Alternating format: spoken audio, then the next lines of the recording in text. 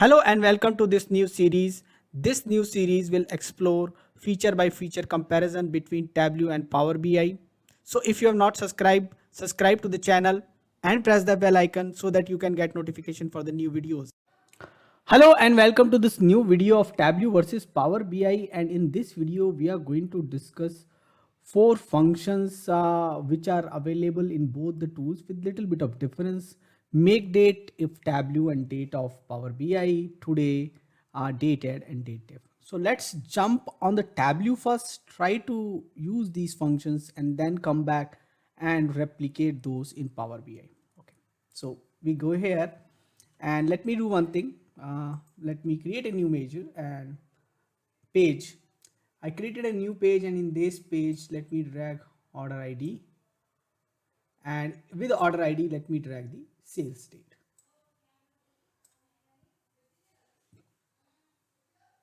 And I want it here only. Okay, and let me make it as a date only.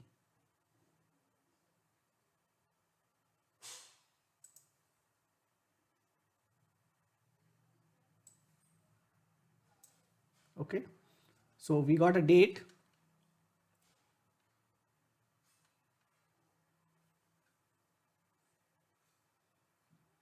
So we take an item ID, we'll take order ID actually along with it, so that we got unique. So now we got unique one, and I think we can even remove item ID. So everything is now unique here, order number, and we have a date for order number. So now we got a visual. Now what we are going to do is let me add a calculated field here, and let me call it new date.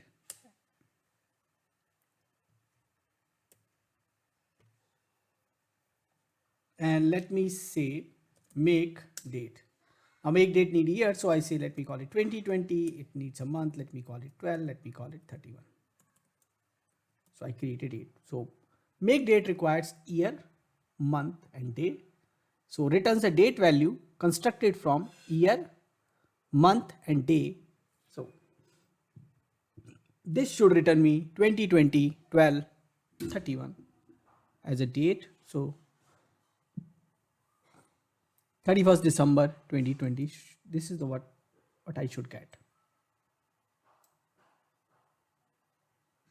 Okay, and I dragged here, and again let's drag it on text basically and make it exact date. So now you see there are two dates basically. So one date is this and another date is this. So there are two dates, and this is a constant date which we have added. So it's going to be a constant date which we have now. Okay, again we can make it exact date,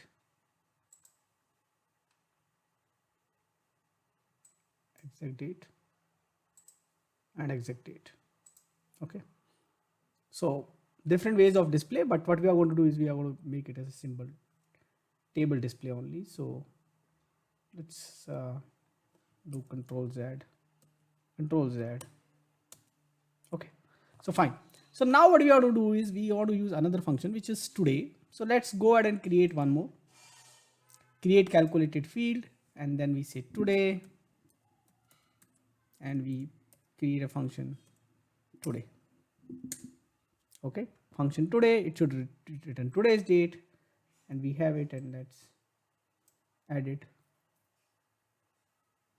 here. No, we don't want to add it here, just hold on.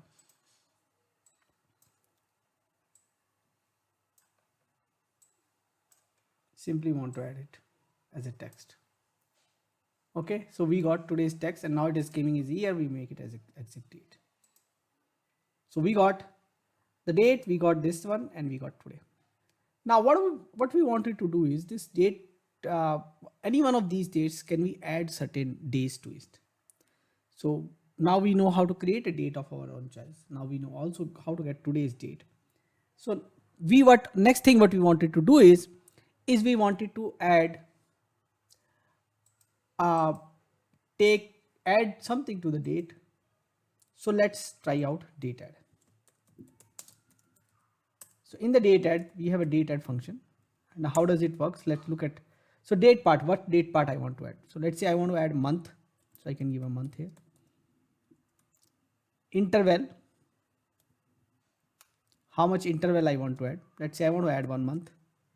And what I want to add into the sales date. So let's add date add 1 month into the sales date. We got it, a new one, and let's also add it to text. And again, we are going to make it date, exact date. So now you can see that 1 month has been added, and let's see if we can move it a little bit up. Okay.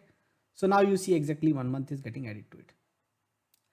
Now, suppose I wanted to take a diff. Let's say this we have 2020, which created a make date. Using this make date, we created a date. Okay. The new date, and I want to take a difference from that new date for my sales date or for my today. Today would be a constant, so let's take it from the sales date, little bit less constant, so we can see different dates. So again, we go to create calculated column, and we say date diff we wanted to create, and here we have a function date diff, and in the date diff function, first it is wanted how you want the difference. So let's say we want to get it in the number of months. Start date, so start date I wanted to give the sales date. End date I want to give the new date. Okay, and that's all. I don't want to give the fourth parameter, start of week. That's not important here, and I give it, and let me also bring that as a text. So now we are getting like between 3/7 and 31st 2020, it is showing 21 of months of difference. Okay, the new date is basically, let's bring in new date near to it, and let's bring in the sum of, now this is showing the sum of diff. This is something which we have to do is, what we have to do is we have to make it max actually. So measure is sum, and let's make it average or max, because if this is coming more than one line, so we need to have the max of it. So from 4th month it is giving me 20th month. So complete 1 year is already available with us of 2020, and then this is third, means basically month is first. So third month, so we add another 9 months to it, and it's actually considering third month also, so 10 months, because excluding January and February we have 10 months. So it's adding 12 plus 9, so which is there no, so we got 12 months plus 9 months, which is 21 months, and it's not considering the month of March. Let's see here, it is April, so, and then it's only giving us 20. Again, April is not considered, because after April we have 7 months, 4 months. If we subtract, we have 8 months and 12 months of 2020, so it's 8 months. Okay, and similarly it's January, it's not considering January, so excluding that particular month, it's giving us the month. So that's what the calculation is. We have to remember this. Now what we will do is we will go to the Power BI, and then we'll try to see all these things again. Okay,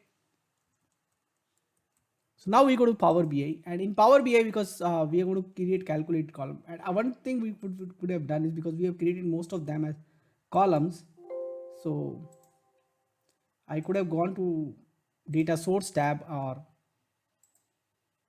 and could have seen that in a tabular manner also. In the main version we can do that.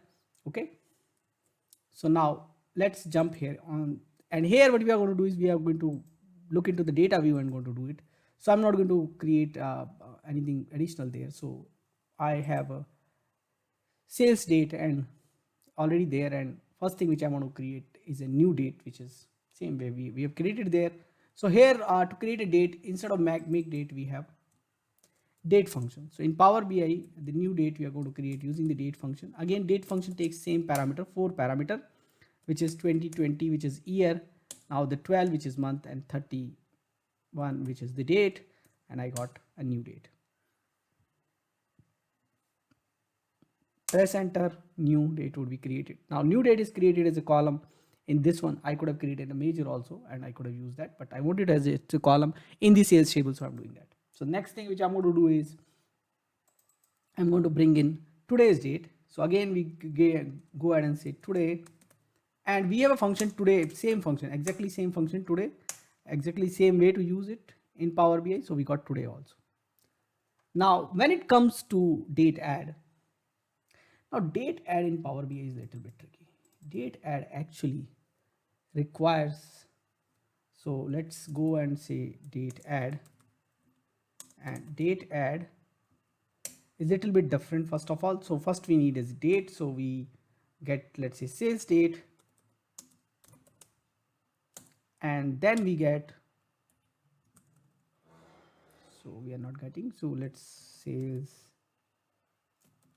date, then we get month, so we say 1, and then we get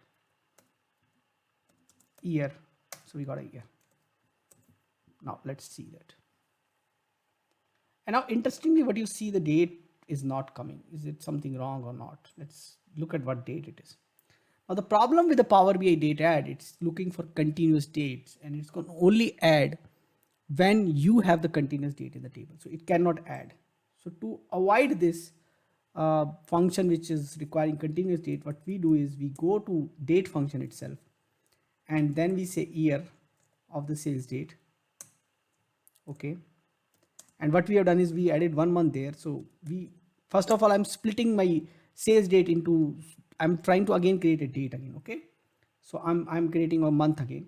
So from the sales date, I given the year, from the sales date, I'm giving the month, and here in the month, I'm going to add 1. Okay.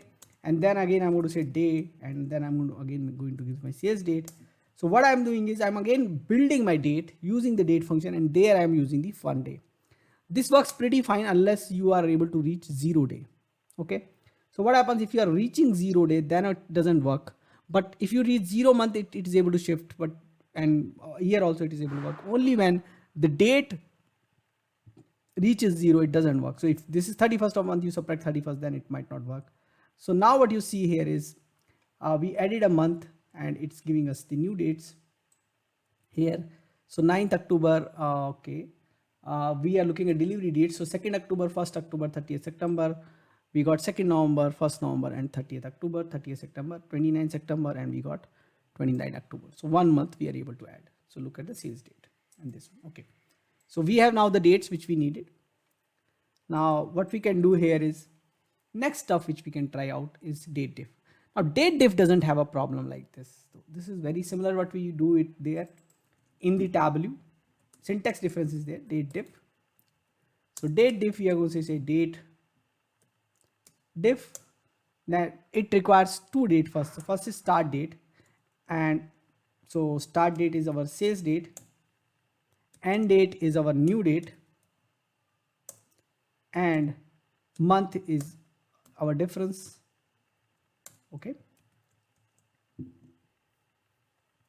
Now we got 2 months. Now let's first of all understand, does it include the month which was there? So this is basically October. So November and December doesn't include the current month. Same behavior we have in the Power BI, Tableau. We also doesn't have the month from which we are taking was not included. But one of them is included. Either the last month is included or the first month is included. So now we got the month difference, and it's very much similar to what we have in Tableau. So only dateadd function is where something which is little bit of trick is required, because date as doesn't work like Tableau's dateadd. Tableau doesn't require continuous date. Power BI require continuous date. These are the 4 function we covered today, and so go ahead and try these out. Do let us know what else you want us to cover in this particular series. Thanks for watching this video. Thank you. Get involved.